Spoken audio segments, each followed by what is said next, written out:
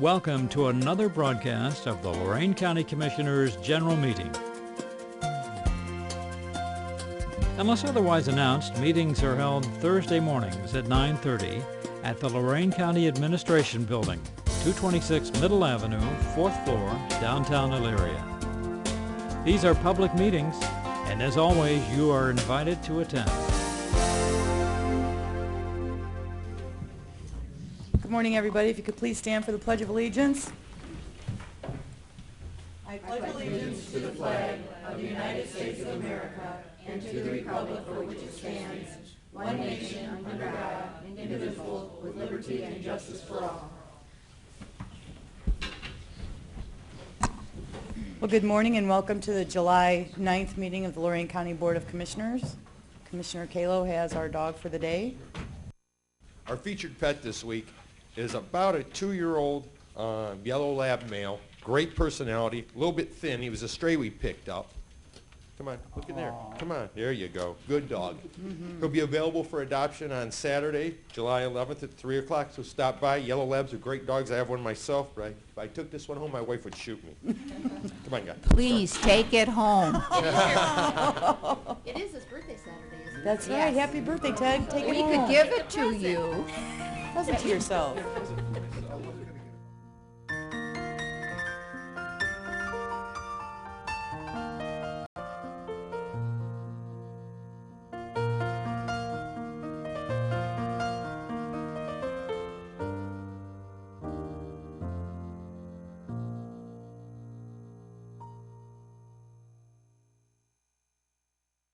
Our thought for the day, I really like this one.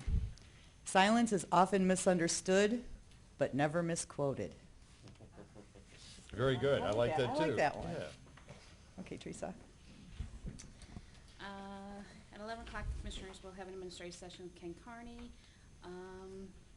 9:45, we'll do a proclamation. At 10 o'clock, we'll hear from Joe Filipiak in the support of the community rail.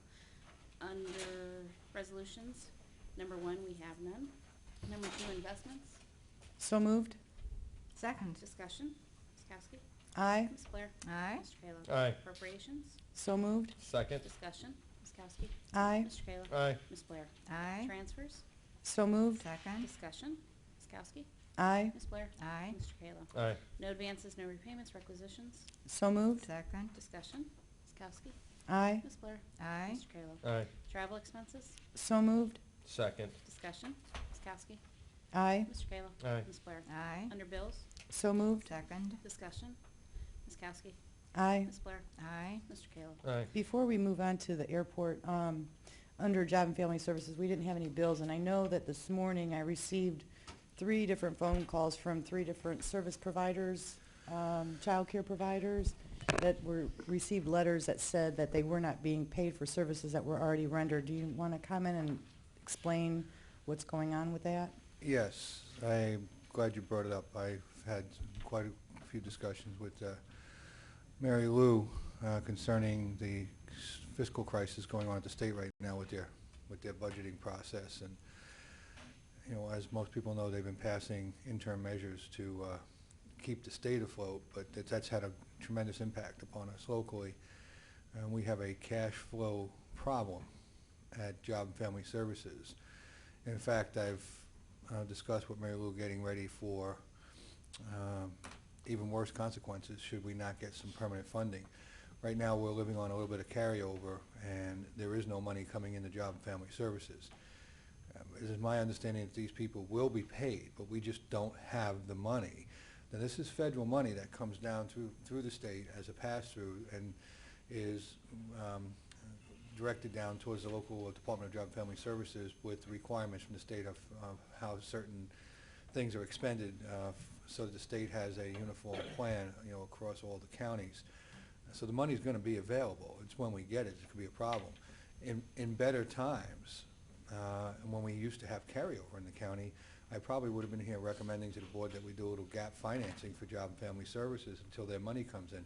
We've done that with levy activities before over the years, and when the county has been in a very healthy position to do so, again, with the carryover, those are the things we used to do with carryover, but we don't have the ability anymore with the general fund to be able to assist with that with some temporary financing to get them over a rough patch. I'm How hopeful much that- are we talking about? Do you know what the amount is? Are you talking about millions of dollars? It's significant. Right now, I'm concerned that we may have to be looking at the staff over there. We don't get any money in because we don't have any money for payroll.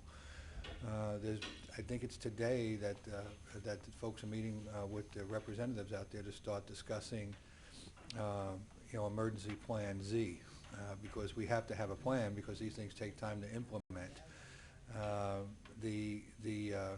And of course, we have civil service issues because we have, I would say it's probably about a 70-30 union versus civil service employees out there. So there's some significant issues we have to look at. But I believe anybody that's providing services now should be able to be compensated later when the money faucet is opened and we start seeing some flow of those dollars. But right It's now, almost the California scenario, sending IOUs at this point. it's close, Commissioner. It's very close. And, I need to point out again, and I'm going to point out strongly, that if the general fund was as healthy as it was a few years ago, and people weren't so negative on the carryover we used to have, that's what we did with the carryover. We kept things afloat, and we kept services moving, and we moved money in and out, and we don't have that now.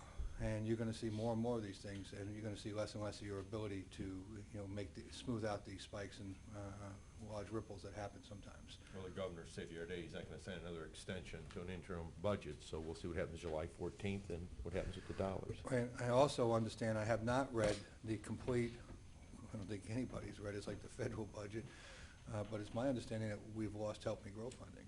And right now, I think we have maybe 2 or 3 weeks in the bank before we have to shut that down. Because we dragged some carryover, a couple quarters and nickels from various years that were out there. It wasn't very much money, but I think we have just about enough ability to get to the end of July, and we're going to have to make some significant decisions there. We already knew that we were losing, 70% of our funding because they had taken our TANF allocation and moved it under the Department of Education. I'm assuming that was there to support the universal preschool initiative that the governor has been trying to launch for a couple of years. That's great, but with that, we lost all the 0 to 3 money. And then they came out with new requirements that said if we didn't find these children before they were 7 months old, we weren't allowed to service them. Well, I got to tell you, so you're out there, you find out you're eligible for services, and your child's 11 months old. We can't service you because you didn't get in here early enough. I mean, that is completely ridiculous. But we thought that was bad, but it's gotten worse. Now, the governor pledged us GRF dollars, general revenue funding from the state general fund to make up a good portion of the lost TANF dollars. Although we're still going to see significant cuts, my understanding now is that's been on the chopping block and taken out also.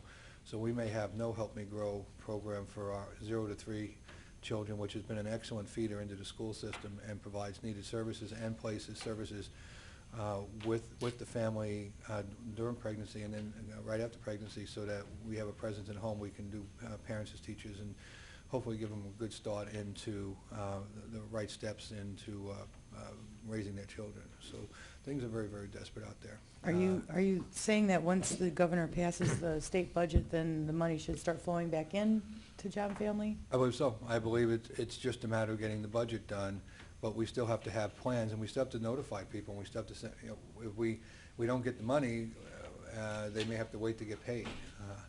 Well, they can't send an IOU to their mortgage company for their house payment, so, I mean, what are they supposed to do? Well, I understand that, but we don't have the money. They can either not provide the services, or they can wait for payment.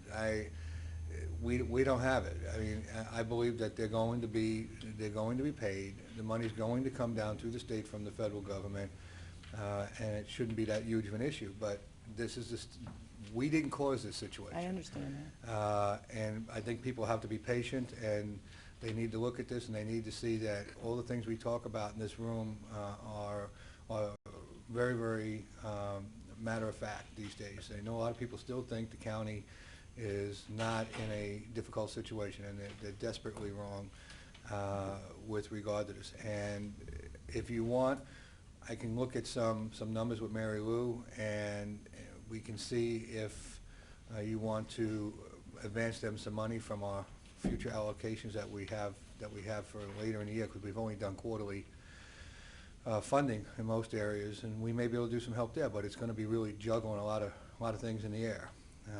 And I can't guarantee. Well, that money's set aside for, Our payrolls and Yes. such. well, no, not just that, but isn't, like the tax revenue that we're gonna be receiving is dedicated to justice, so we can't use any of that either. Well, we're already starting to see that. That's trickling in now. There's not a lot of money there. The collections that we began in April, we started seeing the end of June, beginning of July. So there's a few $100,000. I think you segregated that out with Lisa.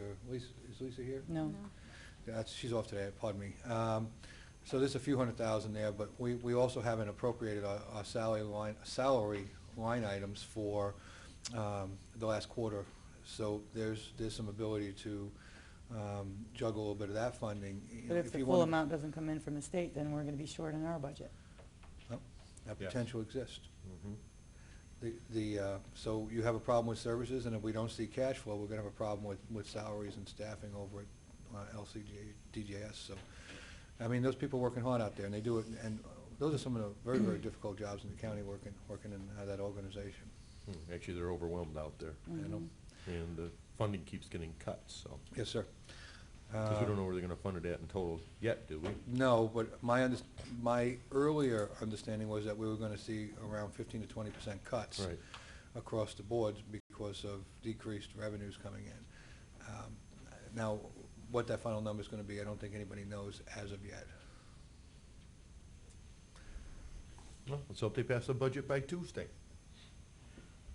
If not, next Thursday will be a time to make a decision, I would guess. Mhm. Okay, thank you. You Okay. wanna do this? Oh. And just, we'll do the census. Okay. Is it 9:45? Well, Okay, we're it's close not enough. quite enough. In the matter of proclaiming April 1st, 2010 as Census Day and appointing a complete count committee in Lorain County, Ohio, whereas the kickoff for the 2010 census is April 1st, 2010, and well-being by helping planners determine where to locate schools, daycare centers, roads, and public transportation, hospitals, and other facilities, and is used to make decisions concerning business growth and housing needs. And whereas more than $300 billion per year in federal and state funding is allocated to states and communities based on census data. And whereas census data ensures fair congressional representation by determining how many seats each state will have in the U.S. House of Representatives, as well as redistricting of state legislatures, county and city councils, and voting districts. And whereas the 2010 census creates jobs that stimulate economic growth and increase employment opportunities in our community. And whereas the information collected by the census is protected by law and remains confidential for 72 years. And whereas a 2010 census partner, Lorain County will support the goals and ideals for the 2010 census and will disseminate 2010 census information to encourage community participation, encourage people in Lorain County to place an emphasis on the 2010 census, and to participate in events that will raise overall awareness of the 2010 census, to ensure a full and accurate account, support census takes as they help our community complete an accurate count, and appoint a complete count committee to seek opportunities to collaborate and other like-minded groups in our community to utilize high-profile, trusted people to advocate on behalf of the 2010 census. Therefore, be it resolved by the Lorain County Board of Commissioners hereby designates April 1st, 2010 as Census Day in Lorain County and joins the rest of the nation as a 2010 census partner. Signed by your Lorain County Board of Commissioners, Lori Kukowski, Ted Kalo, and Betty Blair. And did you want to comment on it, Rebecca? Yes, Commissioners, we have Betty Halliburton and John Wilsey here with us who are working on the 2010 census, and I would like them to come forward. I know they have a brief presentation about the census, and I did want to let you know that I also have here today Kristen Brandon and Ashley Scott from our department, and the three of us will be working with the census to help them identify who should be participating in the Complete Count Committee for Lorain County. But here's John Wilsey and Betty Halliburton. Morning. Good morning. Good morning, Betty. We're so excited about Lorain County joining us in our efforts. We realize that it's going to take everyone in our community to make this accurate count happen. 2010 is huge. This is probably one of the most important centennial counts that we've had in recent years.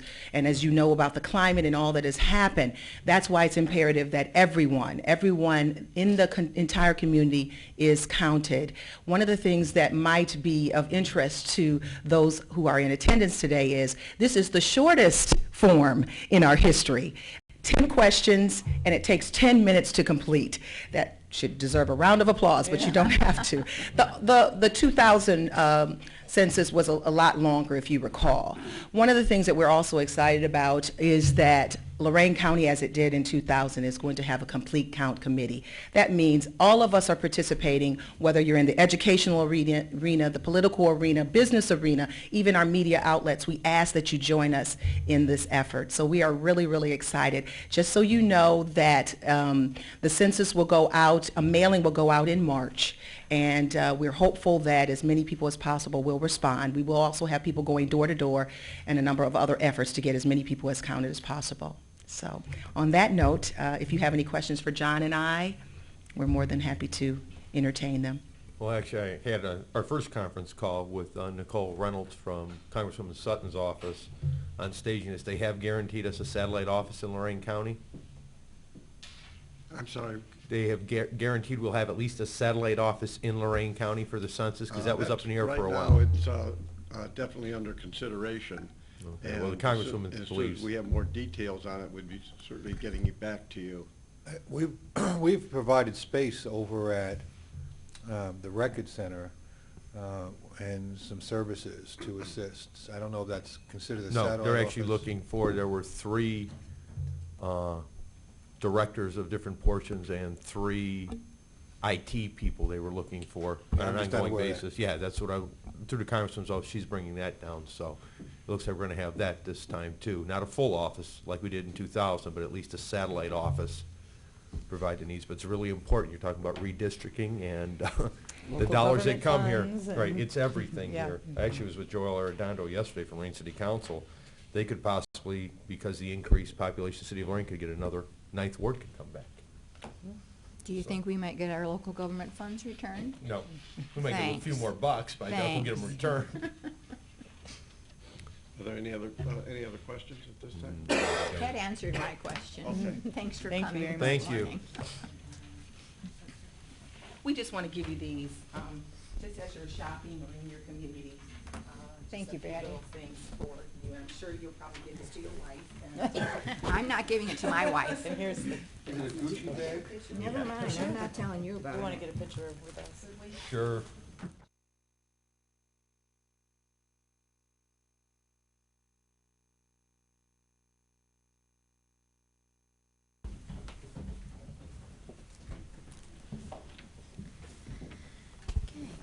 Under the airport, instruct clerk to advertise for bids for agricultural land use at the airport, published in the Chronicle on July 13th and 20th. Bids to be open at 2 p.m. on July 28th. So moved? Second. Discussion. Ms. Kowski? Aye. Mr. Kayla? Aye. Ms. Blair? Aye. Under the Commissioners, authorize various personnel actions as indicated on the summary sheet for employees within jurisdiction of Lorraine County Commissioners. Mr. Cortez? I just got the summary sheet, and we do have some personnel actions discussed at Job and Family Services and in the Commissioners Department. Also, I met earlier in the week with one of our bargaining units, and we also have a labor contract I would like to discuss. All topics that are allowable under the Sunshine Law, so I would ask that at the conclusion of our regular board meeting, we have an executive session to do so. I would also point out that at 11 o'clock, we have an administrative session, so maybe we can squeeze the exec in before that administrative and get that over with. Thank you. Approve and waive the reading and same for Lorraine County Board of Commissioners meeting minutes for July 2nd, 2009. So moved. Second. Discussion. Ms. Kowski? Aye. Mr. Kayla? Aye. Ms. Blair? Aye. Under Community Development, apply for, accept, and enter into Water Pollution Control Loan Fund Agreement through the R funds on behalf of Lorraine County for the repair and or replacement of home sewage treatment systems. I see Mr. Bodie from the Health Department's here. Did you want to comment on this? I know this is something that you would... Rebecca? Okay. I know I had some concerns when reading it. It said the people who want to replace their systems have to be 200% of the poverty level, and then they're required to match the amount by 25% with their own money. So if they're 200%, where are they going to come up with the 25% is my question. You're absolutely right, and I've been talking with Maggie Canonas at First Merit Bank to see if we can come up with some type of low-interest loan program for people that are qualified. In addition to that, the permit fees can also be counted towards that $2,500. So it's probably not going to be easy, but we are going to work with them to see what we can do to help them get the additional financing that they need in order to get new systems. Rebecca, were you able to see if that could be done as assessments to the property?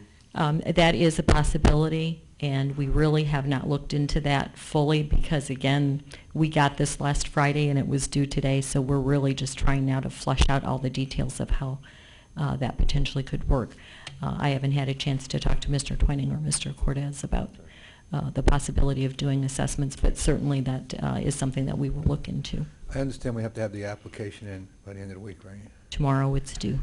I can only point out that I want to thank everybody involved and the health department and Rebecca, because trying to put this together with just a few days' notice with all the other work we have. So I think we should make application and figure out some of the smaller details later. Sure. And we'll look into that assessment issue, but I really would like to get the authority to send this out. If we can't make it work later, we can always not use it, send it back, but I don't want to miss the application. It is a grant. Yes. Yes, it is. And we would be working again, the health department would be very involved in this. Jim Body is the one that brought it to our attention.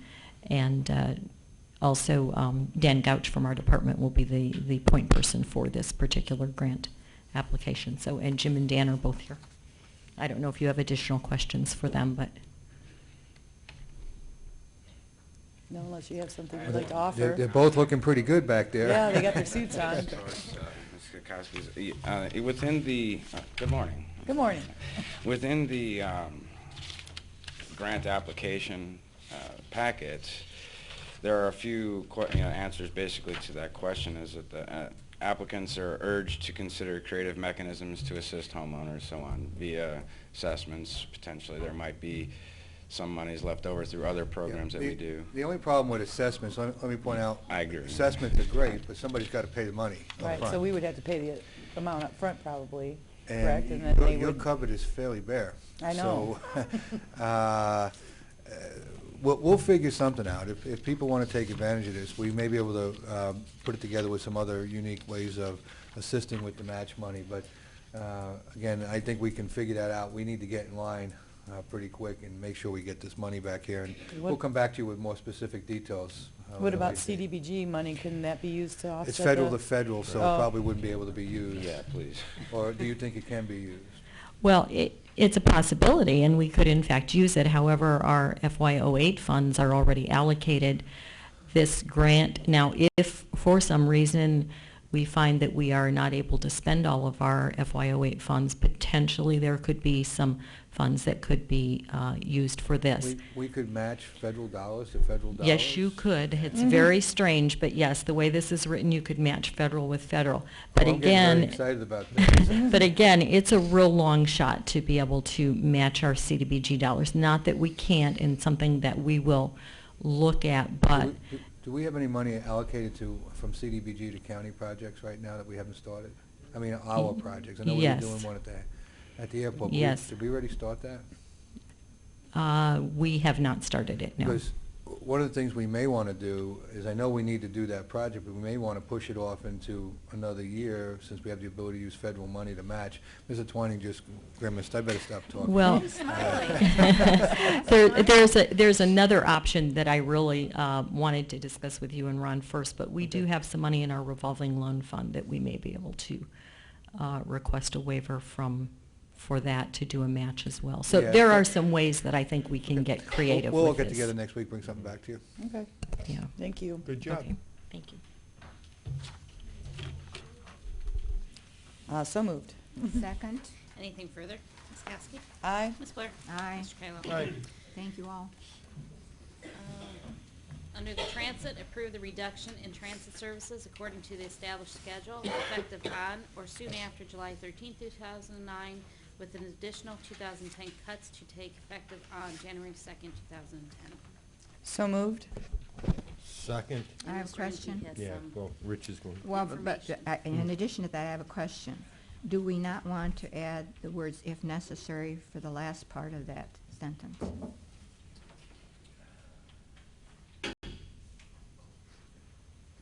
If necessary. I would agree with Commissioner Blair.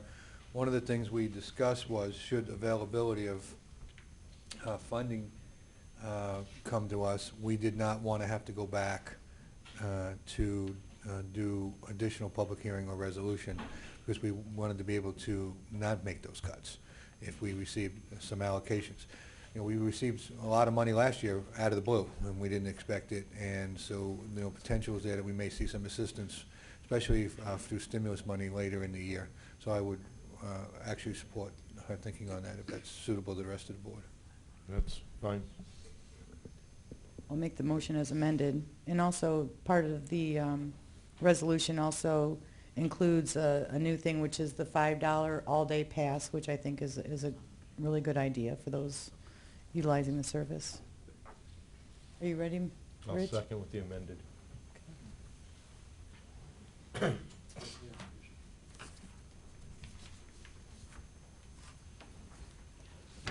Good morning. This is a very brief presentation. All of this information was presented 2 weeks ago extensively. This is just a summary of what staff is proposing, and if these proposals are adopted today, we will start moving tomorrow to implement them and have the changes go into effect July 27th. Okay. The important factor is since our last discussion, the President signed a bill that allowed us to use economic stimulus dollars, and that's a major, major change because it allowed us to cut in half the amount of reductions that we were planning. So we're very fortunate that happened. So as a result, here is a summary. We did already reduce Sunday service and the 33 and the 70. Just for the record, Yes. Mr. Ente is not wearing red fingernail polish. I can see it on the screen when he's moving it around. It looks like he does. Thank you, Madam President. Sorry, go ahead. Did you get that, Hal? I think he's got clear today. Rather than eliminating the connectors completely, we were able to reduce them just by 1/3 this time around. And redefining the dial-a-ride service to the ADA standards, which is 3/4 of a mile within a fixed route, will save us, again, substantial dollars. And ending a number of routes early was also a major cost saving. The ridership is much lower in the evenings. However, taking into account some of the public feedback that we got and some of the concerns that you have voiced, we did add some additional service. We added 2 loops in the evenings to run from 7 p.m. to 11 p.m., basically connecting the mall with both Lorain and Elyria, and they're operating over they're a combination of the 3 heaviest routes on either side. So the net savings from our phase 1, which again will be implemented immediately, is about $401,000.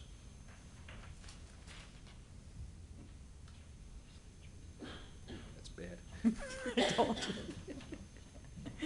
The next round of reductions would take us back to where we thought we needed to go the first time around. And again, these are, I will say, fairly significant because they will affect our ridership substantially, but again, we have no choice unless funds are forthcoming. I will be hopeful. I know that Joe Calabrese is facing a $15 million budget hole at RTA this year because of tax revenues being down. And he's really beating the bushes. So we're going to ride his coattails at both NOACA and down in Columbus and in Washington, D.C. I'm confident that we're going to see something. We just don't know when.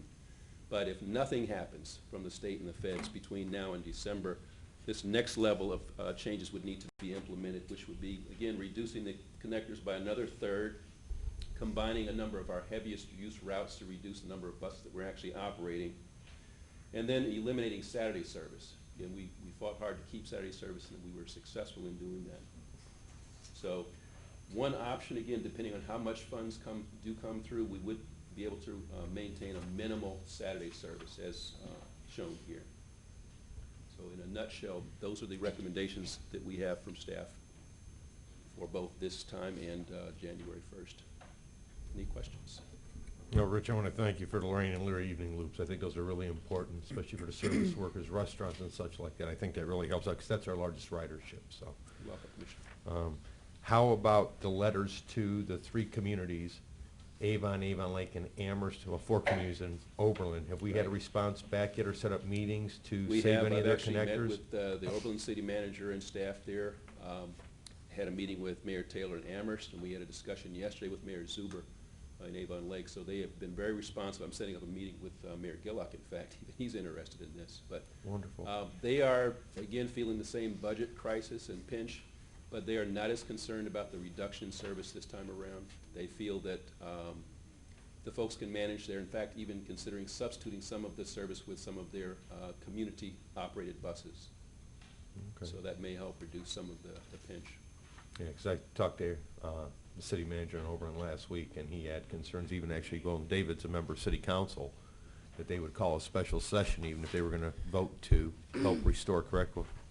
Recalling our conversation last week, David? I do. Okay. David Ashenhurst, Oberlin, and for these purposes, a member of Oberlin City Council. I was in on the meeting with the city manager and staff people and a representative from Kendall, and we're having another meeting on the 20th of July, which will also include, as we hoped for last time, Oberlin Community Services, Oberlin Seniors, and some others who make use of various parts of these services that are being reduced, and certainly working on the basis of that letter to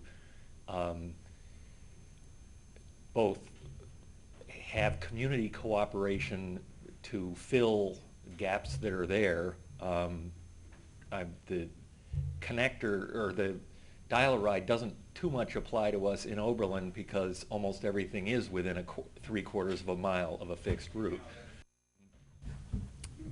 I guess, and so we are discussing these, and I think as long as we understand sort of what's happening, we are planning, and Oberlin College is doing stuff to restore some airport service through another means, and some things like that. The only thing I wanted to add here as a citizen to what's being presented is, again, to make it clear that not only is there what happens if there are further reductions in federal stimulus money and things like that, or restoration of some things by the 1st of January 2010, but also that I assume there are some implications for this, even if those additional funds don't come when our sales tax passes, because I think people expect that not only does a safety and service sales tax support those justice system services that we continue to talk about and continue to be necessary, but our understanding is, while this is not a general fund tax measure, it puts it relieves some of the burden that is currently on the general fund by our safety and justice services, so that there will be general fund revenues available to do general fund things. And we realize that transit is not a mandated service, and there are general fund things that are mandated. But if the sales tax passes and that mandated service finds some relief, I guess what we're hoping is that some of these cuts don't have to be made January 1st, 2010, even if there aren't outside resources, because we'll have more inside resources that can be devoted to this. There's if I may, Commissioner, I need to point out that with the redistribution of local government funds, an additional 20% of the allocation from the state went to the cities, including Oberlin. And we used to use that money to support many non-mandated services for the good of this community, transit being one such entity. let me tell you, the number's about $3.5 million that we no longer had. So regardless, I think it's time for this community to be progressive and start thinking about collaboration through all the entities to make sure that we have stable funding for transit. Not that we get past this temporary issue and we forget that all that money went back to the cities, and to date, and I laud Oberlin and also Avon Lake, who has been in constant contact with us for looking at their needs in their community, although they don't have a great deal of money available right now either. We didn't get much out of that $3.5 million either. Right, but we sure lost $3.5 million. No, I thank know you, you Madam did. Commissioner. And so I don't think we should ever rethink the way we used to think. I think we need to. I can't afford to. Exactly, because even if we maintain the current tax structure, and the key there is maintain, we're still going to be facing significant issues.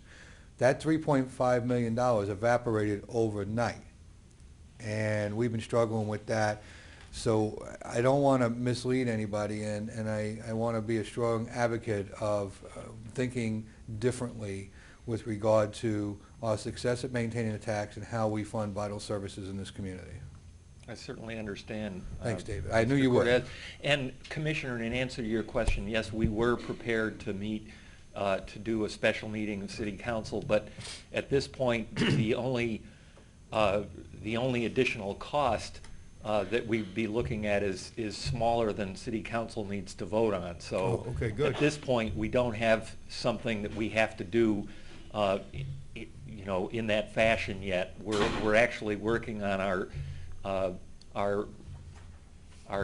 we're going to lose a day of service on the dial ride, and we are working it very quickly. It's our lowest utilization day, according to Richard's data, and we are working to fill that gap with these other coordinated services. But we still will need help, logistical help certainly from transit to do that. But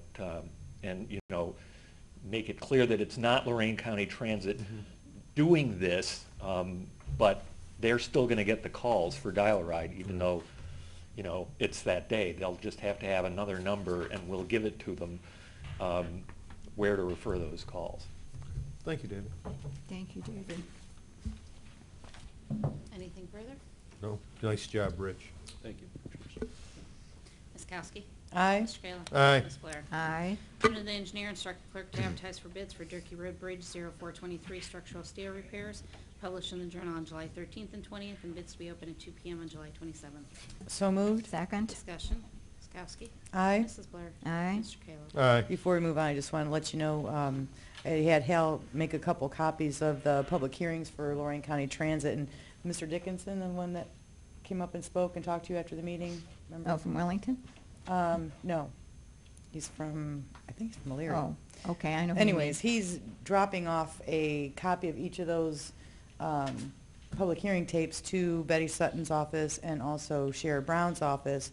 And if we can maybe write a letter from the Board of Commissioners stating that we support, any help that we can get for transit in addition to what they've already been trying to do. Well, we But he forwarded that thought letter. Pardon me? We had forwarded that letter asking them to use 20 or 25% of the capital dollars Right. towards the That- operation. Actually, those letters are still sitting on my desk, so I just got to them in the last few days, so they're ready to go, so I'll just make a minor modification to them. Okay. Can you just maybe say that, please review the public hearing tapes? And Absolutely. I mean, they were tearjerkers and heartbreakers, and the stories that, I think our representatives need to hear what's going on here in Lorain County. Did you have them make tapes or a disc? A disc? CD. Okay, good. 'cause So I disc- dropped them off for him yesterday, so he's going to take them over to the offices. Sounds great, thank you. Good idea. Okay, do we want to hear from Joe? Please. Go there first. Okay. Joe Philippek? Philippiak. Philippiak. And Joe is accompanied by John Lesher, who is a Grafton Village Councilman. Good morning, Commissioners. Morning. As Betty pointed out, my name's Joe Philippiak, and John Lesher, Councilman for Grafton, is right behind me. My purpose here this morning is brief, but I'd like to bring you some information from Grafton and also from Columbus in regards to the 3C Corridor Rail Project. Grafton, and I'm the chairman of the Grafton Railroad Historical Society, and this morning the spokesperson for the Village of Grafton. We feel that Grafton has a great opportunity to offer to residents of Lorain County.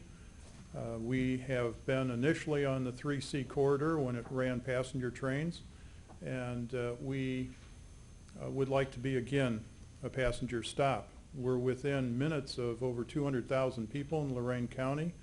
We have, as you know, Grafton is near Route 57, passes right through, and the 4-lane highways of 57, 10, and 480 can easily bring the people from western suburbs of Cuyahoga County to our fair town. We feel also that the prisons located in town would offer an opportunity for the rail transit to bring family members to visit their family members that are incarcerated in our corporation. There's over 4,000 prisoners.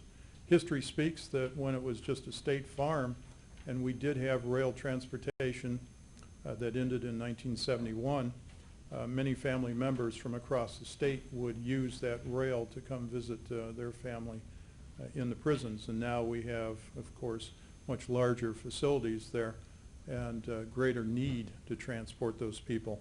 Grafton has been lining itself up for quite a few years for this. We have a location that's trackside. It's actually where the 100-year-old interlocking tower that we restored, moved and restored, is sitting, and right next to it is where the old depot used to be until sometime in the 60s that a freight train decided to run through it instead of past it. But we do have location for the depot. We have water, sewer, and electric utilities already on the property. And we do have a design, tentative design, set for the Amtrak station that we hope will be there. We have parking that is gated and protected, and that's right across the street. That will happen when the station comes to be. So Grafton wants this stop. We feel that we have a lot to offer. We're within walking distance of restaurants. We have the beautiful community of Grafton that really enjoys and wants the trains. We have the rail on our symbol in Grafton, if you haven't noticed that. So it is a rail community. And we're working hard to bring a stop to Lorain County. So that's what Grafton is up to presently. And John and I went to Columbus on Tuesday to the Ohio Rail Development Commission meeting. I believe we were the only representatives for any municipality in Lorain County. If I'm wrong, please someone correct me, but I think that was the case. And we were able to state our case in Columbus and had a personal meeting with the director of the ORDC, who, by the way, is an Amherst native, so that doesn't hurt, to state our case for Grafton. One of the things that I can tell you about the meeting is that there is money coming, deadlines and money arriving from the federal stimulus money for this 3C corridor project. Those deadlines and dates and the amounts of money are fluid right now. They couldn't give us a specific date. They gave us generalities that the application has to be sent in early fall, late summer, early fall, to gain some of the stimulus package of $8 billion that's being made available. And we definitely, the 3C corridor is part of that consideration of monies to come from the federal government. There's 3 stages, and this meeting was actually about high-speed rail, but they told us that the first stage is a quick start. Trains that'll travel, passenger trains will travel up to 79 miles per hour and stop at various places along the way between Cleveland, Columbus, and Cincinnati. That's the first phase. Second phase is high-speed rail. That high-speed rail is something that is of a different nature, different animal than the 79 mile per hour trains. Those are more of conventional passenger trains that we know. The high-speed rail, 110, 120 mile per hour, needs its own dedicated track and may not follow the original 3C corridor.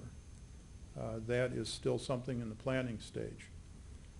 And then a third phase is something that will bring together possibly local trains to bring passengers to designated stops for the high-speed rail to stop and pick them up along the way. So this is the planning for Ohio Rail Development Commission. The final decisions on where things are going to be placed will be the Ohio Department of Transportation, Ohio Rail Development Commission, and the Federal Rail Administration. Those three agencies are the ones who will make the determinations where stops will be.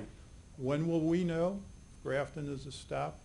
They may not have that type of information until the end of the year. But we are out there representing Grafton and Lorain County's interest.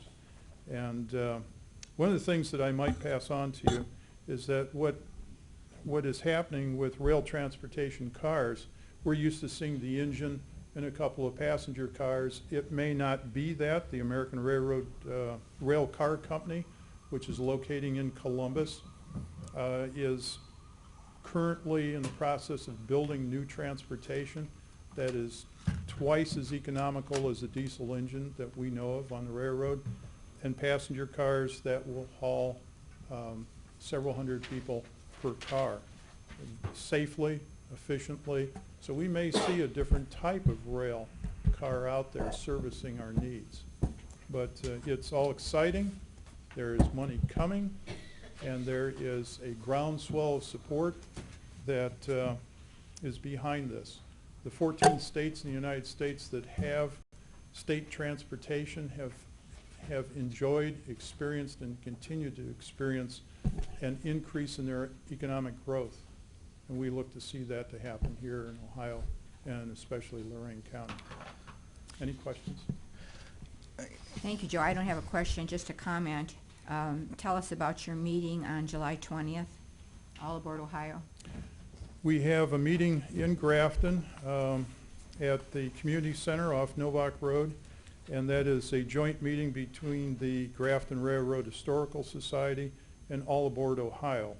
And we want to inform the public what we're doing, why we're doing this, and to bring to them the information that I'm bringing to you. I think you're already informed about the opportunities that Grafton has. And at that time also, they're going to be discussing passenger transportation other than just to Grafton. The rail transportation and also the bus transportation. That's one thing I do want to point out, is that at the state meeting, one of the concerns was that when there is a rail stop, is there alternative transportation at that point besides the passengers' automobiles? If their car is not parked there, how are they going to move around? And public transportation needs to be something that will be blended into the picture as this develops. But within 2 years' time, the Quick Start should be seeing some rail transportation. They're looking at between 2 to 3 train sets going each way from Cleveland to Cincinnati each day. So that's their plans. I have Thank you. a question. We have been following this. We didn't go to the meeting because we're waiting for, we have our information down there. It's been down there for some time.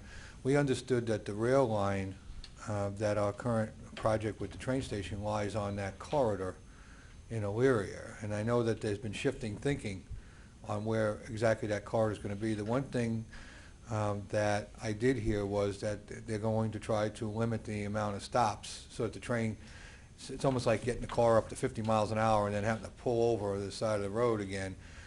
I'm a little concerned that we may end up being competitors, because we're going to have almost a $10 million project here in Elyria with our train station, and we have bus service and intermodal capability at the train station. And we really haven't had any dialogue, and our project's been in the works for 9 years. And we've received in excess of $8 million of federal funding. And one of the things is that in the earlier studies, we were positioned on that high-speed corridor, and we do have a strategic alliance and agreements with Amtrak currently to provide train service at this project. And I'm wondering how we can align our objectives so that we don't end up missing the opportunity for this great amount of money that's being spent on this project here in Elyria. I think you're going to find that the Elyria station will be utilized on the route from Toledo Okay? through to Cleveland, because that is where that track runs. And to bring the 3C corridor through Elyria, they would have to upgrade the CSX tracks from Elyria down to Grafton. Right. And that is a tremendous amount of money, plus it would add near 10 minutes of travel time to accommodate the Elyria station. So I don't think the Elyria station will be out of the picture. It's just going to be put into a different corridor, different routing. Okay, that's great. I'm going to get Ron to get some information, but we should sit down and look at that, because I know that earlier studies that we looked at placed us on that 3C corridor. And again, I know there's been a lot of changes. Seems like every month somebody's got different thinking about how that's supposed to be handled, so that we can be supportive to each other's project. Okay, I'm more than willing at any time. Sounds great. Could we just get what the time of that meeting is on the 20th? 7:30. 7:30? 7:30. PM? Okay. Yes. Yeah. We don't I have guess was it at 7:30 in the morning 7:30 a.m. meetings. this morning? Okay, Yes, it's in the 7:30. evening, PM, yes, okay. Thank you so much, Joe. Thank you, Bill. Appreciate your input, and we do have a copy of the resolution from Grafton Village Council. John, thank you. Thank you, Teresa. Okay. Mr. Cortez, County Administrator. I have no further comments or reports. Thank you. Mr. Ennis, Assistant County Prosecutor. I have one matter of pending litigation I wish to discuss with the commissioners in executive session. Commissioners report. I have no comments this morning. As everyone's aware, Service Director Gilchrist and myself met with the tenants from St. Joe's last Thursday, informing them of Lorain County Health and Dentistry not wanting to locate there. So we've gone into a full relocation mode and possible shutdown of St. Joe's. So just so everyone's aware of that. And also this weekend, Elyria's Relay for Life is at Elyria Catholic Stadium, starting Saturday morning at 11 a.m. and finishing Sunday morning at 11 a.m. So if you get a chance, stop down and support the relay here. Jim Gordon and his wife do a wonderful job, and all the volunteers. Gonna wear a dress? Huh? You Not wearing at a Elyria. dress? Not at Elyria. Oh. Lorraine's 2 weeks after that, the 25th and 26th. Okay. Maybe you could borrow NT's red fingernail polish. Yeah, there you go. Remember, I have a hat. Yeah. Several. I just want to let you know that I certainly enjoyed Wellington's 4th of July parade. They always have a good parade and lots of people, and it was fun. That's it. Investment Advisory will not meet next Thursday at 11 o'clock. We were scheduled to August 6th at 11. And then also next Thursday, we'll be meeting with Huron County Commissioners regarding the Draper Ditch. Board correspondence? I move the reading be waived. Second. Discussion? Ms. Kowski? Aye. Mr. Kayla? Aye. Ms. Blair? Aye. Public comment? Anybody from the audience wishing to address the board? See a lot of new faces out there. Just David again. Well, actually, just David, but that's what I was going to say. I think we have some visitors today who don't know the routine here. But I believe most of these people are here because of the transit issue. And this is the time when the commissioners take comments from the public and if you'd like to say anything to them, this is the time when you do it. So I just wanted them to know that, because we've gone through it in a way that won't be familiar to people who don't watch you Saturdays at noon or Mondays at 11. Did you want to speak? Anybody want to speak? Are you coming up? People are riders of your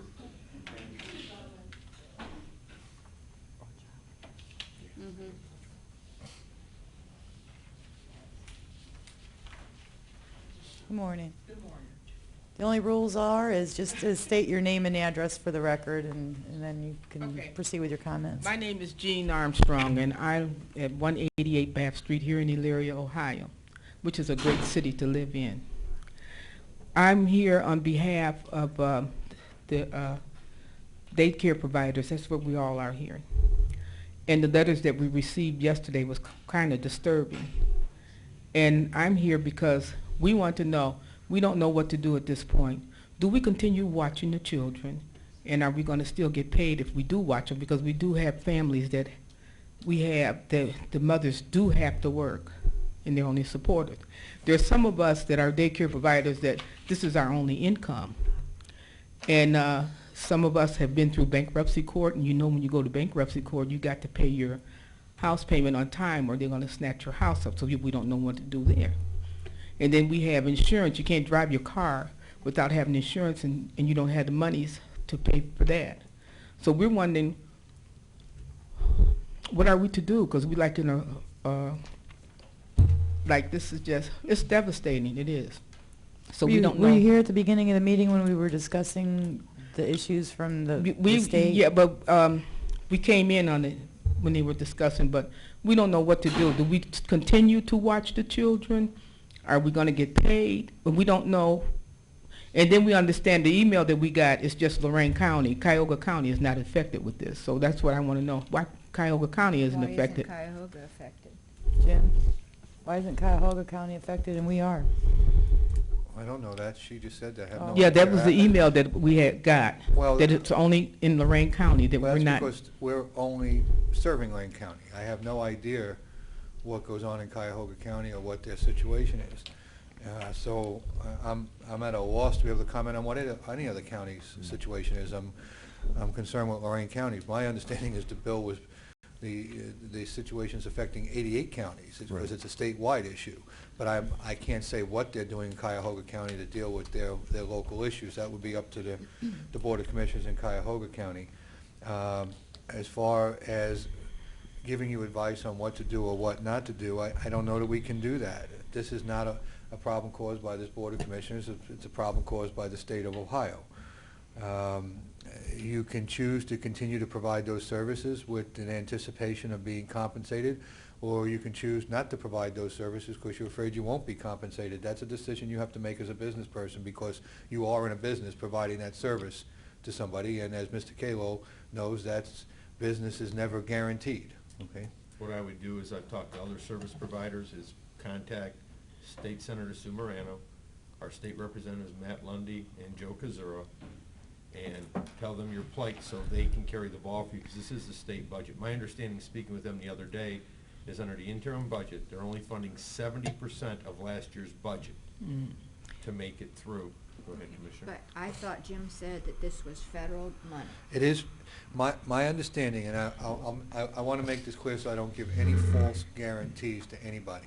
It is federal money. It is pass-through money vis-a-vis the state. The federal funds are there, I believe, but because the budget hasn't been completed as to how those are going to be exercised, they're not available currently. I believe that funding will be available, and I believe those things will be paid for, but I will not be able to say to you, I guarantee that. Well, And and I appreciate that. Under my understanding, though, states' rights have the ability to put that money in the programs they deem appropriate. It's Correct. not direct. Correct. So we don't know the direction that is going in as of yet. Correct. So you need to get a hold of your Sorry. state representatives from the House and from the Senate as a group. Their emails are all available. Okay. And email them your plight and what's going on so they have stories to tell on the House floor and the Senate floor to get the budget passed. The governor has stated he will not sign another interim budget on July 14th, which means two things. They either settle a budget Or they shut down state government. Or shut down state government, and they go to the IOU program like the state of California has done, where they don't pay anybody or anything. And just to amplify that, and my discussion earlier in the week with Mary Lou, I told her to come up with a contingency plan in case that occurs.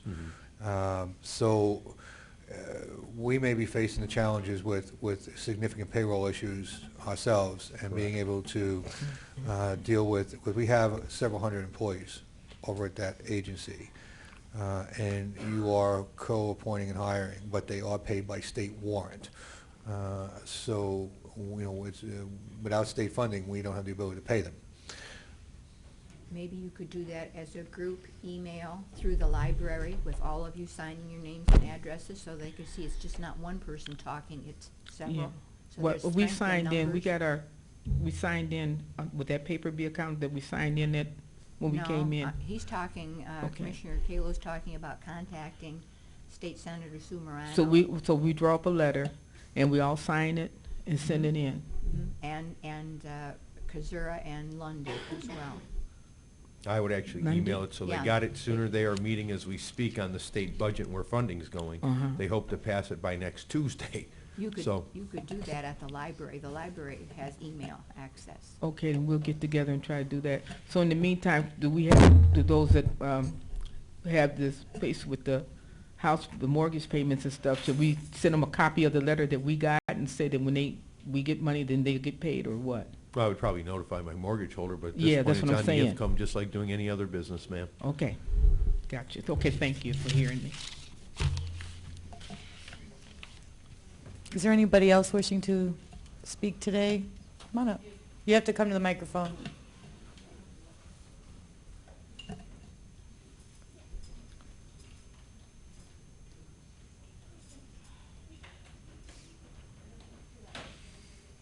And just state your name and address, please. Kendall Howard, 812 West Avenue, Elyria, Ohio. So if this is, we got till Tuesday, but we just got the letter yesterday. No, by Tuesday, they hope to pass the state budget. Oh, okay. So in other words, you can't guarantee us that we will eventually get the money, but we just going to have to keep on doing what we're doing for these kids and wait? We can't guarantee you anything, ma'am. This is state It's not our This money. is state government. This isn't county government. All right, thank you. That's why you need to contact your state representatives. We gotta send them email too. Well, you know, sometimes you never Any other questions or comments? reinforce the situation. If not, I move that we go into executive session as outlined by the administrator and assistant county prosecutor. Second. Ms. Kowski? Aye. Mr. Kayla? Aye. Ms. Blair? Aye.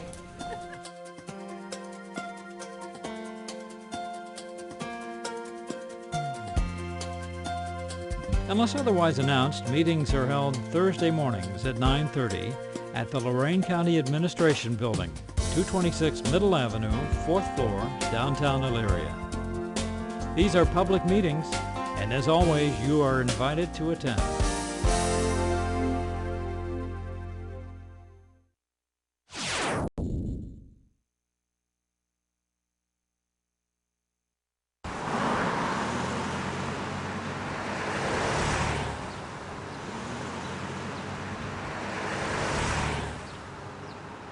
Pedestrian injuries represent the second largest number in motor-related deaths.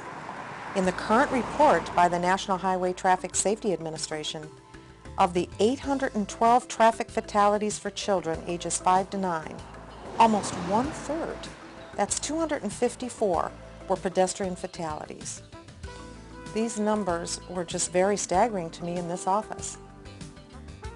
Most of these were from pedestrian crossings, children not educated in crossing streets where there are sidewalks and obviously stoplights, or where there are no sidewalks and there are stop signs. So basically, it was based on the fact that they aren't getting proper education, or they hadn't any education on how to cross streets with sidewalks or without sidewalks. So that's what really got us motivated to look into this and do something about it. County Engineer's Office is quite proud to announce that the Safe Routes to School program has been initiated throughout Lorain County. We're very excited about this. To help these children from grades K to 4, teaching them to walk the streets safely is very important to us. We've seen statistics that quite frankly shock us. Many times we read and see stories of pedestrians being hit by automobiles in Lorain County, and it just tears my heart to see these children from K to 4 part of that. This program is to stop that, to help diminish those type of situations, and to educate these children on crossing the street safely. And we're quite happy to announce that.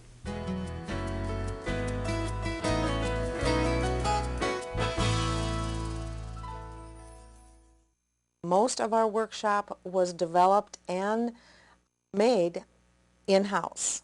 Simulated sidewalks, simulated streets. We have actual working stoplights. We have the pedestrian crossing signs that actually work. We have operational railroad crossings. We also have the regular road signs like your pedestrian crossing, your stop sign, your railroad sign. So we have all of these different things that the children can not only visualize, but then we actually interact the children in those situations so they can not only see but they can use these in their learning abilities on how to cross the streets with and without sidewalks. We've had so many good responses back from the children, and of course it's just like anything else with children. When you ask for volunteers, when you're talking in a group of 60 and you can only have 8, it's amazing at the hands that go up. You know, does anybody want to volunteer? Well, everybody wants to volunteer. We make them go over these skills that we're trying to teach them, not only the volunteers but the group as a whole. So basically we have the whole class interacting. So if they say left, right, left, behind you, in front of you once, they say it at least 8 or 10 times before the workshop is over. So we've had many teachers and many principals tell us, and we even had one child that came up to us and said, you know what, Miss Spansky, we were going to cross the street the other day and we remembered, look left, look right, look left. So that was very rewarding. And so I think the repetition, the interaction with the children and with the items in our workshop is very important to them and to us. Before you even go into the safety part of it, they're in awe over the traffic light, and then our railroad crossing signals actually work. So they're just like, oh, ooh. And we get up there and we tell them, and we even give them some trick questions. You know, we'll say, well, we can see that train all the way down the track.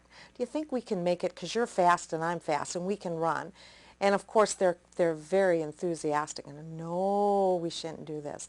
So we teach them that in some urban areas you will not have the gates that come down to keep you actually from crossing, that you may just have 2 sets of tracks, and just because one goes by and the signals stop doesn't mean that another one can't come from the other direction.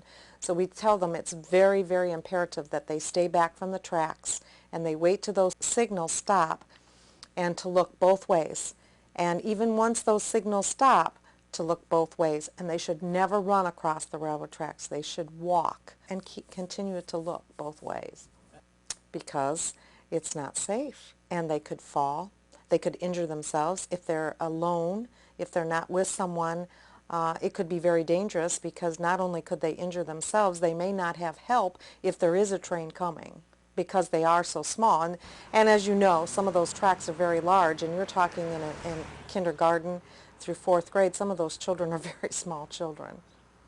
The main thing is that we tell them that only you know when it's safe. You have to make that ultimate decision. So make sure that you know that it's safe before you cross those railroad tracks or a street. One of the other things that we cover in the safety workshop, and it's also repeated in our video, children don't have that perception of the miles per hour. It's very dangerous. And the same thing with trains. We tell them that train could take, you know, forever. It's way down there, but we don't know the actual miles per hour. We decided to use 2 different videos. The first one is geared for kindergarten and 1st grade, and that is Otto the Otto, put out by AAA. Hi, kids. A lot of times you have to walk to get to places. And when you're walking, you have to be especially careful of cars and bicycles. Oh, no! Those kids are walking the wrong way! That's dangerous. I'm going to talk with these kids. Down at the clubhouse, they're talking about the safe way to walk on streets without sidewalks. I say you can walk across the street anywhere you want, as long as you look first. And don't get squished flat by a car. That's a fairly simple way of looking at safety. There are actual rules and laws for walking. Yeah, but the most important one is you don't get squished flat. Who's right, Maggie? Patrick or us? I guess in a sense, everyone's right. The main idea is to get there safely, but there are some rules to help you get there safely, like don't run out into the street without looking. The second video, we show 2nd, 3rd, and 4th grade, and it is put together by the National Safety Council along with Honda, and they developed the first humanoid robot. Hey, Osmo. What's up, Osmo? How's it going? Osmo, this is Michael. Michael, this is Osmo. How come you dressed in a robot suit? It's not a suit. I'm a real robot. My name, Osimo, stands for Advanced Step in Innovative Mobility. I'm the world's most advanced humanoid robot. I can walk forwards, backwards, and even climb stairs just like a human. So, what's the first rule about crossing the street? Stopping at curbs. Correct. First, always stop at the curb. Then make sure no cars are coming. You want to look left. It's clear. Then right to see if any cars are coming from the other direction. That's clear, too. Cars move fast. There might already be a new car to the left. So look left again. Car coming. See what I mean?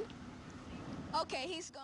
Kids love this. They relate to Osmo, as well as the younger children relate to Otto, who is an animated automobile, and he tells them about crossing streets. Osmo does the same thing, and he actually goes through with the children and tells them how to cross the street at an intersection with a traffic light, with a pedestrian crossing. He also teaches them how to cross because a lot of children at schools have parked cars. He goes over the issues of how to cross when there are parked cars. So he does a number of different things, how to cross the street when there are no sidewalks. So they both cover the basic skills. One is just geared a little bit more for the different age groups. Our response has been amazing, not only from the children. We have received numerous cards. I have a whole box of thank yous from children from the schools that have participated in our workshop. We've had nothing but a positive response back throughout the communities that we visited this year.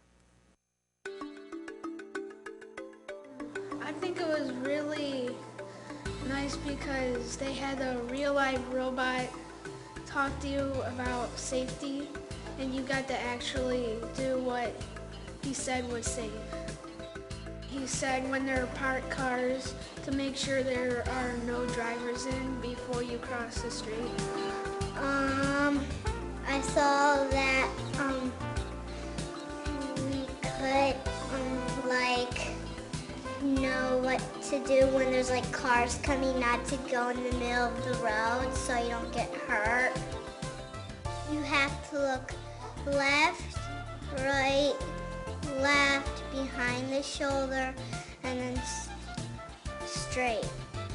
If they don't know how to stop at sidewalks, then I'll tell them how to. If they don't know how to cross without sidewalks, then I'll tell them how to do that too, because that's what we learned. I think that it was good because I didn't know that you had to look 5 ways, which were left, right, left, and then over your shoulder, and then ahead of you. I thought that crossing the road was really good for little kids if they don't know what to do by crossing the road. It's a good idea because, like I said, the kids could walk through the whole process of crossing streets with the crosswalk, without a crosswalk, at the intersection. What happens if you're crossing in between two parked cars? Those are things that parents don't teach their kids. They go to Safety Town and they learn left, look right, look left again, and they go. And even my own son, who's a kindergartner, he just did Safety Town, and I still catch him flying across the street. And all I have to do is say, Matthew, remember Osimo? And he stops and he thinks and he does all the steps that he was taught in the video. It was a great refresher, especially for them, now knowing, you know, what to do and kind of even additional things that they may not have been told or considered before. Most of the kids did their little safety program back when they were getting ready to go to kindergarten. They start out learning all those safety rules. Then as time goes on, if you don't reinforce those safety rules and keep telling them, just like we do as adults, we think we're safe. We don't have to follow those rules anymore. We can do what we want. We can take a chance and run across the road. And I think this program was very good at reinforcing the fact that even though we're growing up, we still have to be careful. We still have to follow the signs. We still have to follow the railroad crossings, especially around here in Amherst. We tend to have a little trouble with the railroad crossings and kids wanting to play on them. So I think it was a good review. I think it was done in a fun, learning way, and the kids really enjoyed it. We were very happy to have everyone here at St. Joseph's School. If it saves one life, we feel like we've made a contribution. It's our way to give back to the communities.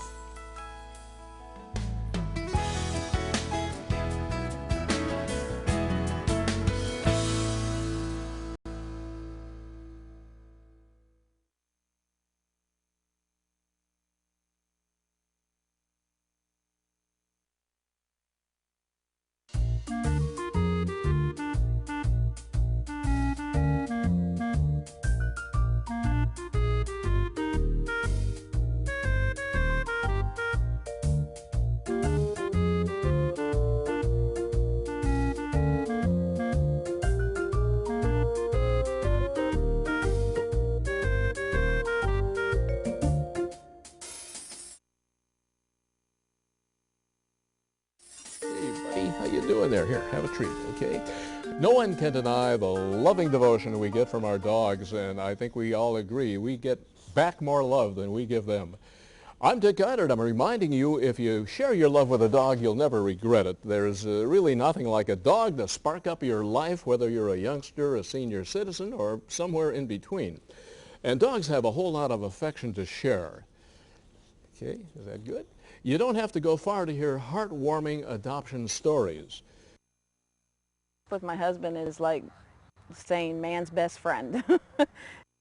He truly loves that dog. He feels it's part human. It's his second daughter, as Erica said. It's definitely a prize. She's queen of the house, basically. She's a good lover. She gives us a lot of attention. She's a good girl. We had a cat before we had Abby, and Abby adapted very well. She is best friends with that cat. She will not harm that cat in any way. She's amazing. I love her. When I'm in bed at night, Abby will jump up with me and she will pull the covers back and she will lay under the covers and lay her head on the pillow just like a human. I encourage anyone to go to the Lorain County Kennel to adopt a dog. It's given our family great satisfaction and a great reward. After, you know, a bad day at work or anytime you come home, it's just always nice. They kind of turn your mood around when you come in the door and they wagging their tails and jumping on you, and it's a great feeling to know that they're happy to see you and that they love you just as much as you love them. She is good with our other dog. She's good with people. She likes attention, and she likes to cuddle up with you. It's funny when Lily, when you kind of discipline her sometimes when she does something bad, or she always seems to roll on her back and put her paws in the air and just look up at you with a sad look. So it's kind of hard to even get mad at her when she does something like that. So we kind of laugh at that. And it's always amusing when she does get a spurt of energy and want to run around, and we're always like, oh my gosh, Lily's going to play now.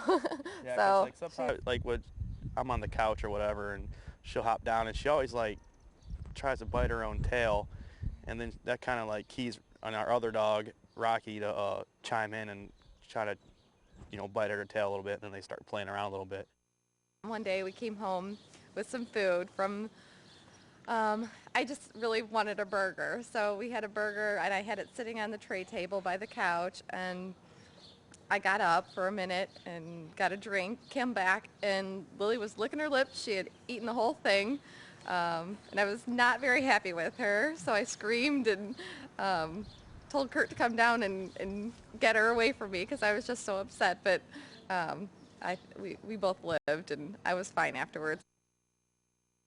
One of the best things about adopting a dog from the kennel, at least for us, was, again, just giving this dog, who knows what would have happened to her, a new life, and also giving our other dog a companion during the day. It's just fun to have the two dogs and take them for walks and watch them play, and it brought us closer as well. It just makes you feel better as a person that, you're giving a dog a better chance to live a life. Actually, I enjoy the exercise because trying to lose weight. Salem makes me get out of the house every day, and so I have to take him for a walk, even if I don't want to. And he's not that much trouble because he was pretty much housebroken when I got him from the pound. I really like the older pet because Salem was kind of, whoever had him before, they really kind of housebroken, so I didn't really have to go through the potty training deal. I just had to let him out and find a place for him to go. And I think older pets, especially for people who don't have children, are kind of good because Salem, he's real playful, but he gets tired and he lays down and he doesn't want to be bothered, and that's fine with me. So he's not always wanting to play, because puppies have a lot of energy. And Salem has quite a bit of energy, but sometimes he just lays on his pillow and he's like, don't bother me, I won't bother you. And sometimes when he wants to play, and that's okay. I got Salem at the Lorain County Dog Pound. I found him on the internet, actually. They had his picture on the internet, and so I called and he was still there, and so I immediately went over and looked at him. We went outside and played, and he jumped in the car and wouldn't get out, and there we were. So we were on our way home. So it was love at first sight. He's a very good companion. I can always depend on him to be here and greet me with, open arms when I come in the door. He's very protective of me, and he lets me know when anyone is outside or in the driveway. So I feel safe with Salem. Even though he's a small dog, he gives me a safe feeling just in my own home. If I'm having a bad day sometimes and I'm just not in a real good mood, he'll come up and snuggle up to me like, hey Mom, it's okay. I think other people should adopt a pet, and even an older dog. The Lorain County Pound has so many wonderful dogs. All you have to do is go over there and look. I mean, even now, I still go on the website and I tell Salem, don't you want a little brother or sister? Because they have all these little cute dogs over there, and they all need good homes. And if you're looking to adopt a pet, I suggest you try the Lorain County Dog Pound first. I mean, you pay for the license and just a nominal fee, and you got a great dog and a great companion and somebody that's going to be in your life for the rest of your life and they'll love you no matter what. Hello, my fellow commissioners and I are here at the Lorain County Dog Kennel on Hadaway Street, just south of the Lurie City Discount, Value City. We invite you to stop out and see the facility here. We have lots of dogs available for adoption. We also encourage all dog owners to register your dog each year and get a dog license. That's your dog's ticket home in case it gets lost. It has a number and can easily be identified so that your dog can be returned to you in case he or she might take a little walk and you are unaware of it. Along with the regular licensing that the county requires for all dogs, we also have a special dog license. It's a special heart medical care license tag for an additional $5. And the proceeds from that go to help us when we pick up a stray that's injured, hurt, or needs extreme medical care. It helps defer the cost for us. So next time you get your dog license, please pick up the special heart tag. The Lorain County Commissioners would like to welcome you to come down to the Lorain County Dog Kennel. We also have a website that you can check out. Just click on Dogs to Adopt. There's plenty of dogs to choose from. It's like this little girl right here. This is Sadie. You can come down, make sure it's a good match for you, take the dog out, take it for a walk. But please, if you're thinking about adopting a dog, come out to the Lorain County Dog Kennel and see if there's a match for you. Give the Lorain County Dog Kennel a call or check their website for photos of currently available dogs. Remember, your best friend is just waiting for you.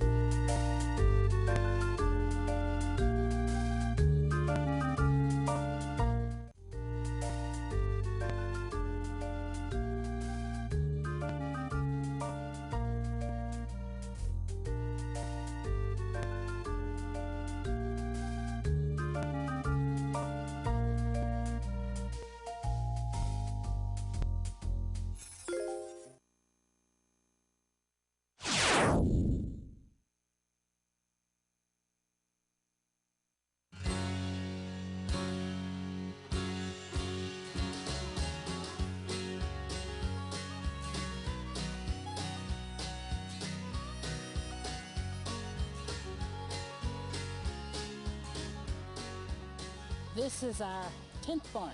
Nope, sorry. This is our 11th barn. It got kind of boring watching the grass grow, so we thought we'd watch the paint dry.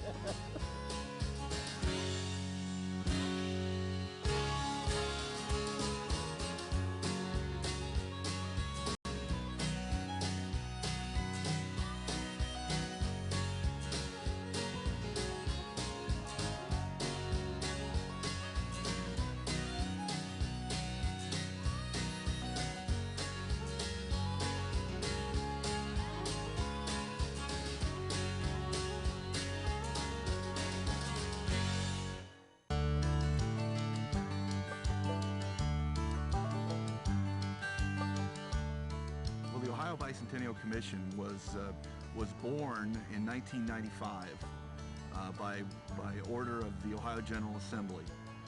They charged the commission with the duty of celebrating 200 years of Ohio history, culture, science, and the commission then began the task of planning a bicentennial celebration.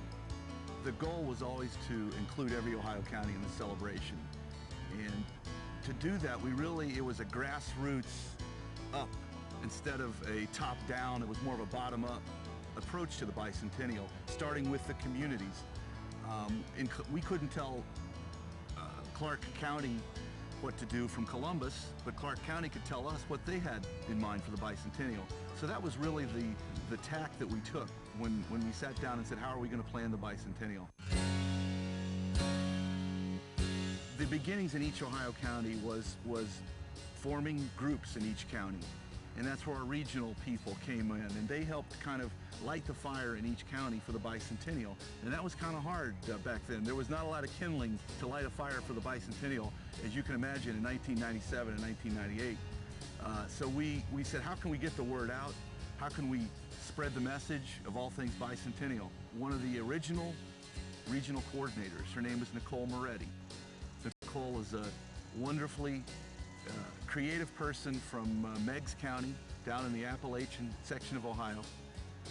They were at a meeting, and Nicole, out of the blue, said, Barns make a lot of sense in my district. Can't you see this logo all over barns in rural counties all over Ohio?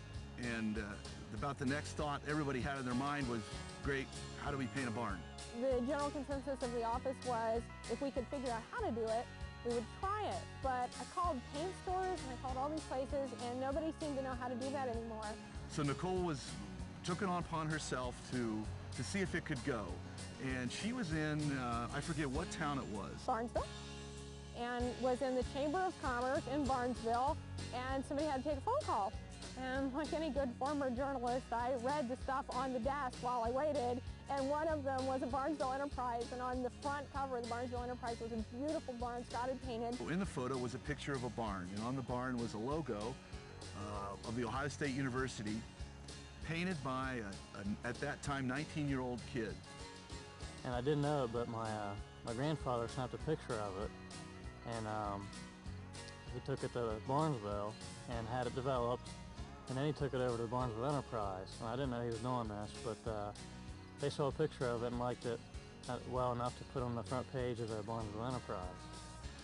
And she took that front page. She immediately called the Ohio Bicentennial office in Columbus and said, I found him, he's real, and I'm in Barnesville. It fell into place with Nicola coming down at the right time, because that barn of ours had been on the front page of the Barnesville Enterprise. And with that, she went off to find our barn painter. I think we ended up having conversations over the phone for the next month, on and off, and then finally I went up to Columbus and we talked about doing one barn in every county in the state.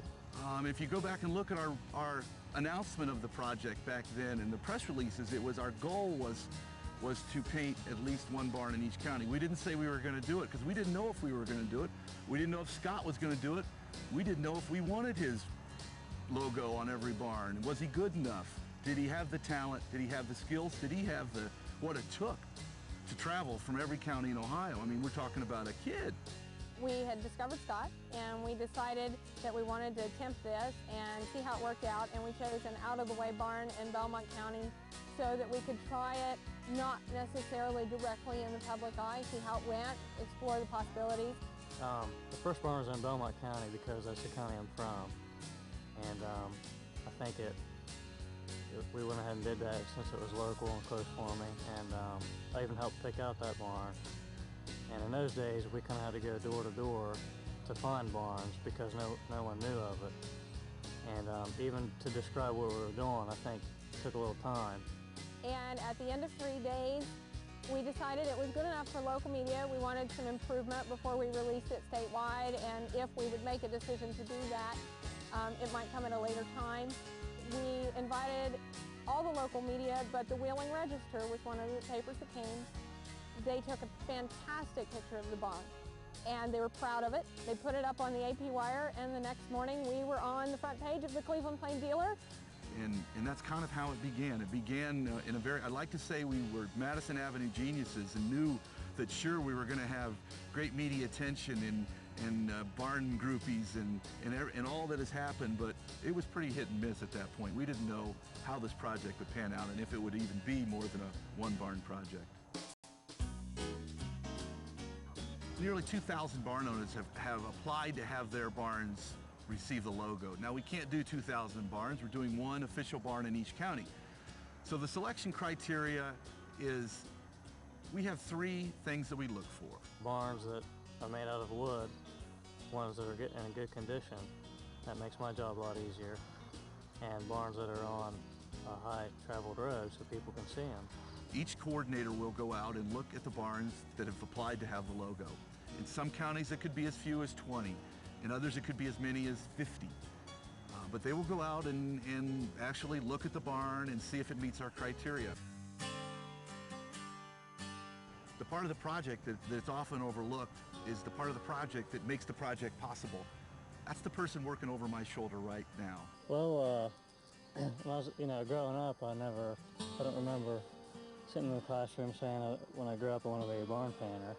He just loves art of all kinds, and so he experimented, of course, on our barn. But we enjoyed everything that he did. We could not do this without Scott Hagen. And not just because of his skill with a paintbrush. That's what everybody knows. I know Scott Hagen as a person. I've worked with Scott Hagen, and Scott Hagen has become my friend. The story I always tell to everyone is this.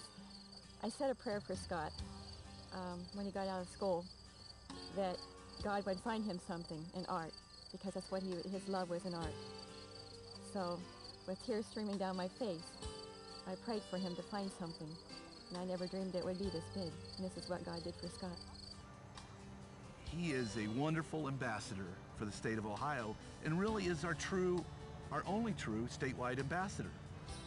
He travels to every county representing the Bicentennial Commission. But the people everywhere seem to be really awesome people, really willing to help you. I remember needing directions on several occasions, and I remember a guy, I just pulled over and asked for directions, and then He said, I'll tell you what, you just follow me and I'll run you right down there. And I know he's busy doing something else.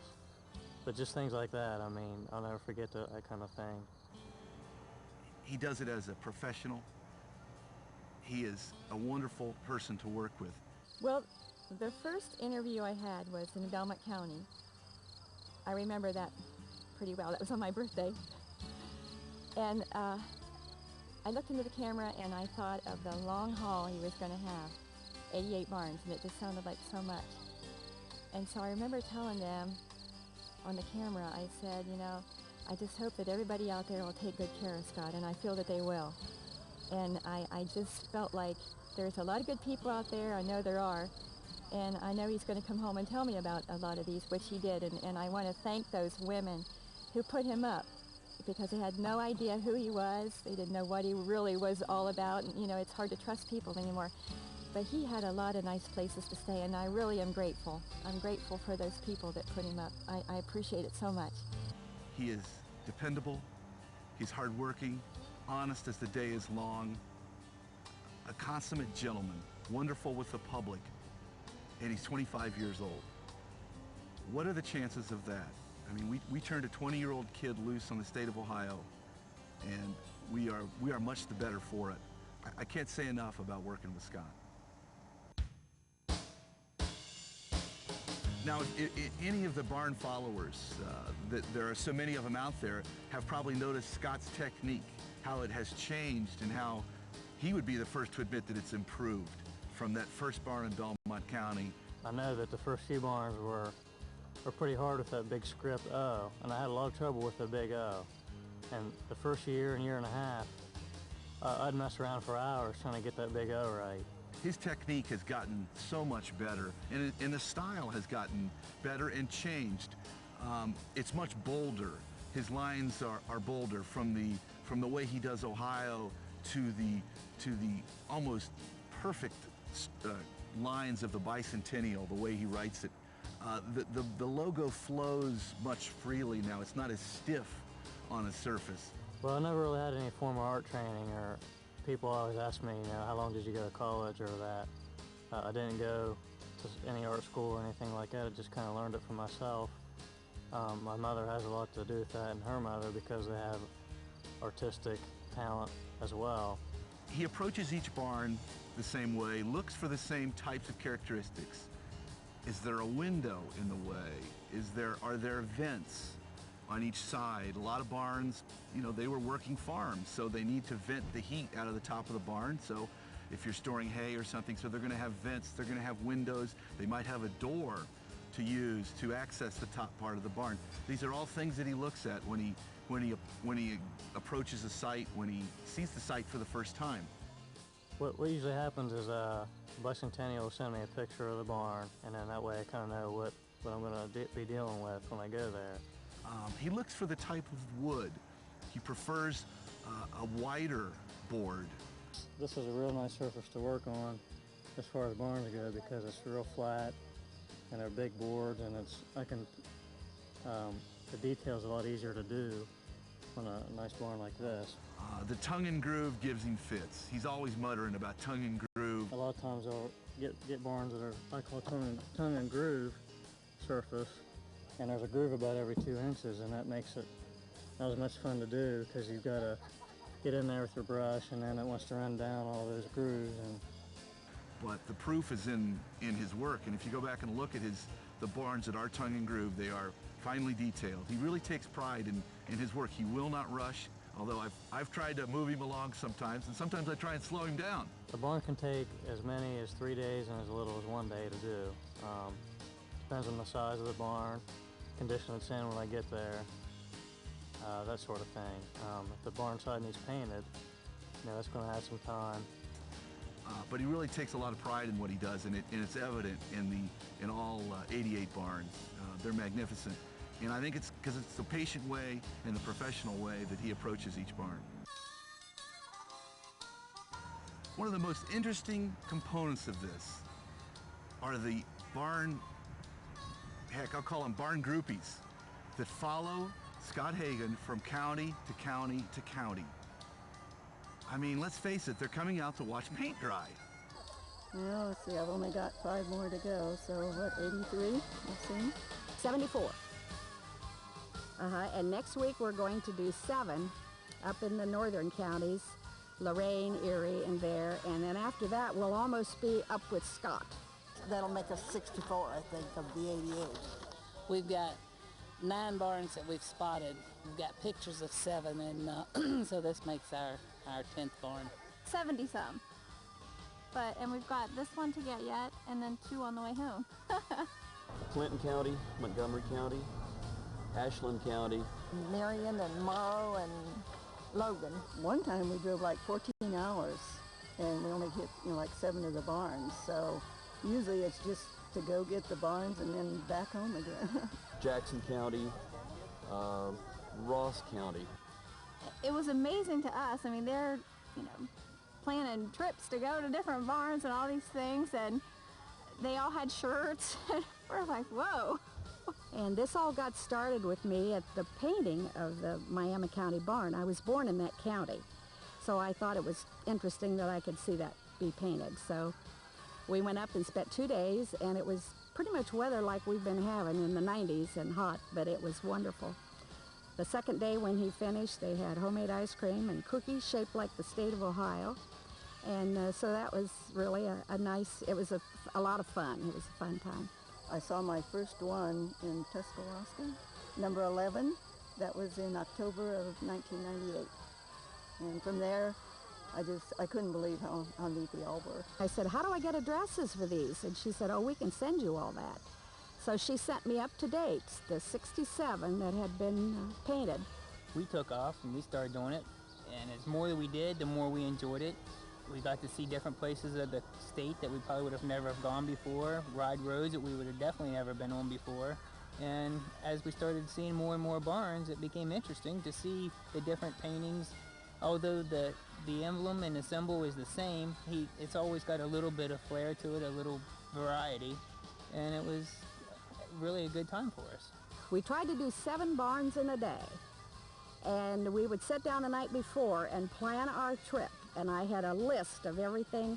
We go this road, right, left, and so it took all the work out of it when we went to photograph the barn.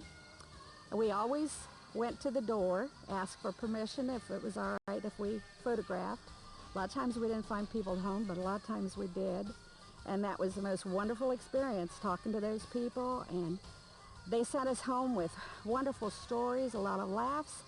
And one couple even sent us home with a basket full of produce out of their garden. The one in Muskegon, it was way back in.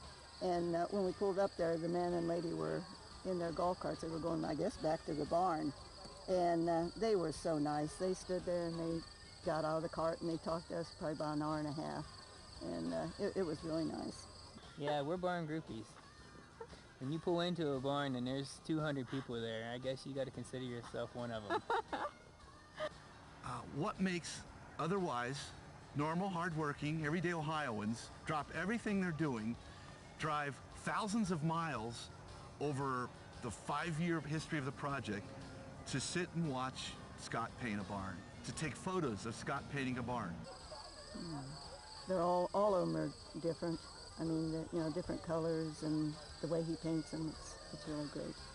My husband wasn't real red hot when we first got started with the idea, but as we went along, he's had as much fun as I did because he loves to visit, and he loves to visit the older generation, and we're finding a lot of those with these farms and barns. Everybody's been very friendly, and we've had a lot of neat experiences. Usually it's hard to leave because they're so nice. They want you to stay and enjoy the time. It's been great. We've met such good people, and talking to them, it's just something else. I mean, all of them have been so nice, and Scott has really been nice. I mean, he's signed a lot of papers for me and pictures for me, and he's a great guy. And I'll ask these people, where are you traveling from? And they'll say, Licking County. And I'll look on my map, and heck, that's an hour and a half away, or 2 hours, or 3 hours, or 4 hours. These people are going to those barns. We're over 5,000 miles. And by the time we do next week, and maybe a few more around the southern Scioto and Lawrence yet, it'll be over 6. Oh boy, about 9,500. That would be going and coming. you know, getting them. There was a lady in Shelby County that called, and she didn't know she could make it. I said, well, it's going to be a nice project. Well, she called me back to tell me that she would be here. She didn't have to do that, but she just felt like she needed to call and tell me she was going to be there. The barn enthusiasts, I think they've taken ownership of this project. They're very proud of what they've done and very proud of their scrapbooks. I have a book over here, I have a book. They're all in there, up to date. Jealous if somebody's got a photo of the Wood County barn before it was touched up and a Wood County barn after it was touched up. I'll probably be working on it 5 years from now. I love it. They trade them back and forth, and when did you get that, and have you been to Sandusky, and have you been to Lucas, and have you seen the yellow barn in Cuyahoga County or the black barn in Hamilton County, and oh, it's hard to find, you won't be able to find it, the directions are terrible. We get that call a lot. Some of these places to get to are a real challenge. And I'm looking and looking and looking, and he's saying, did you see it? Did you see it? Of course I didn't see it, or I'd have told him. We didn't know where we were at because we knew the barn was around, you know, that area somewhere. So I'm looking and looking and looking, and we wasn't even anywhere near and where we were supposed to go, so he showed us this little road to go to, and it was really, really way back in. I've always described the whole thing as a scavenger hunt because the directions are never perfect. Some of them aren't very good. As I tell people that call the office, the directions are purposely vague because it adds to the thrill of the hunt. There's a scavenger hunt quality to it. Well, it's definitely a thrill because sometimes you've been looking for a while. I'm often asked, why is this project taken on the popularity that it has? I think they're universal. There literally isn't a county in Ohio without a barn. It's something we all have close to home. And each one's unique and a little bit different depending on the agricultural industry of the area, the ethnic heritage of the area. The barns are shaped different, they're sized differently, they're positioned differently. And so every county has an opportunity to have something that's uniquely theirs, that they can see the picture and go, I know that's mine. And yet they share it with every other county too. The first footprints in Ohio were agriculture, whether it was Native Americans planting corn, settlers planting crops for sustenance and for a livelihood, to the agriculture that we have today. There's an agricultural heritage to Ohio. Barns are obviously a part of that. It's such a big thing.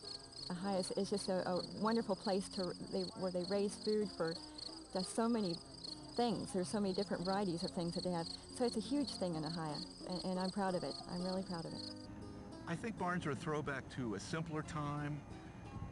They evoke an Americana that I think people long for, especially right now. Well, it does. You know, one of the original images in my head before it even became a spoken, conscious idea was of traveling places with my grandparents as a child. We used to go to Athens to White's Mill in the spring to get the seed and the chicks and the little bunnies for Easter. And coming back, we'd count mail pouch barns. And it was like a sort of a fun game on the way, a landmark way to know your territory and see that territory. I think people enjoy going and sitting in a lawn chair and talking to a neighbor. They enjoy going and sitting in a lawn chair and watching something that you don't see anymore, an art form that is from days gone by. Well, one reason I think barns have been so popular is because no one really does that kind of work anymore. When the mail pouch died out, there hasn't been anything for years, and I think people see that it's someone actually using a brush to do work. That's one thing, and it's not a billboard. They really seem to pay a lot more attention to barns than they do billboards, just because it's just not something that you see all the time. And I think the bicentennial has kind of made the barns an icon of their celebration. Barns are an American icon, and we have kind of co-opted barns and made them our own. I have had so many people say to me, I've seen barns in this county and that county and whatever, and that's what you hear about is the barns. It takes us back to yesteryear and makes you feel a little bit like you're a part of that time. And you tend to see things other states, and you don't see anything in your own area, so this gives you a chance to see your own state a little bit. Well, it's just, we love farm, and we love farm people and small town people. and we have eaten in restaurants in these small towns, and the people in there are so friendly, and it's just been an absolute wonderful time to fellowship with just the cream of the crop, the farmers and the small town people. Nothing wrong with big towns, but there's just something about the country. It's a great country. You know, with everything that's happened in America over the past several months, it's just true Americana. I think that's really, really what says it all. As the Ohio Bicentennial Barn Project winds down, we are often asked, did we know that it would have this impact? We were not Madison Avenue geniuses. We had no idea what the impact of this project would be. We are thrilled, amazed, and awed by this project. It's allowed us to touch every Ohio county. One of the proudest things that have happened, in my opinion, out of this is that many of Ohio's barns that were in disrepair, that aren't even part of the program, have been repaired and become symbols of family history. People are painting their family names on barns with dates of founding, and I've seen knockoff bicentennial barns with big Ohio flags on them, and I have seen barns with Cardinals and barns with John Deere tractors and barns with Holstein cattle, and I'm really happy to see every one of them. It brings you home. I mean, a lot of us grow up and move away from your hometown, but it kind of brings you back. I'm grateful for this. It's been a real experience for our family. And for Scott, it's a dream. I came here yesterday and I thought about the movie, The Field of Dreams. I thought about the cornfields here and soybeans and that, and I just thought, you know, God, it's been a field of dreams. And I'm so appreciative of it. You don't know how much appreciative I am of it. I just am so grateful. And I want to thank the Bicentennial Commission. They opened doors for our whole family. And I just want to say thanks. Well, I would paint thank you really big to everybody that's been part of it. Without the Bicentennial, I wouldn't be where I'm at. And, you know, I'd like to think I have a little something to do with the Bicentennial too. So I guess thank you from the barn painter would be just good enough for me, and that would be neat. I guess that's what people call me, as a barn painter, so that's fine. We're Buckeyes, and they say Buckeyes are worthless nuts, but I don't believe a word of it. There are wonderful people in this state. The Bicentennial has come to every Ohio county and allowed each Ohio county to celebrate Ohio, to celebrate what's important to that county. And if at the end of the day, when Scott has taken down his scaffolding and the paint is dried and the bunting is removed, people walk away from a barn project, feel a little bit better about themselves, about their country, about Ohio, have learned a little bit about their community, well, that's pretty good. That's what we had always hoped for.